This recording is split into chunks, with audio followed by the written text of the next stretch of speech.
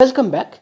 In the last two videos, I did the derivation of first equation of motion for constant acceleration and the second equation of motion for constant acceleration. Let's write the equation. V is equals u plus at, second displacement s ut plus half a t square. In this video, we are going to derive the third equation of motion. We will derive the third equation of motion using these two equations. Now, see, in these two equations, first equation, what is there? Final velocity, initial velocity, acceleration and time. All the relations are there.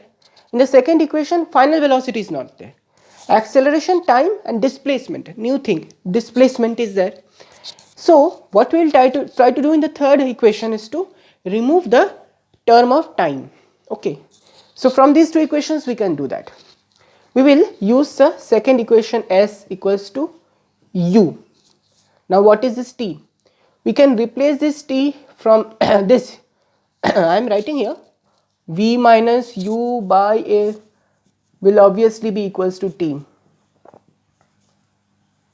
From here we can see it is obviously equals to t, the time interval, the delta t or the change in time. Now we put this here.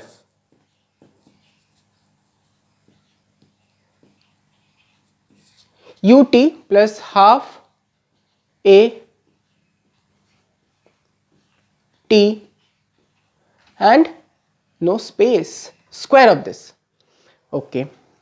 Now when we will simplify this, it is easy, you can do it. When we will simplify, we will arrive at the third equation, that is v square minus u square equals 2a dot s. This can also be written as v dot b minus u dot u is equals to 2a dot s, the third equation of motion for constant acceleration. So this was the end with the derivation of equations of motion using graphical method.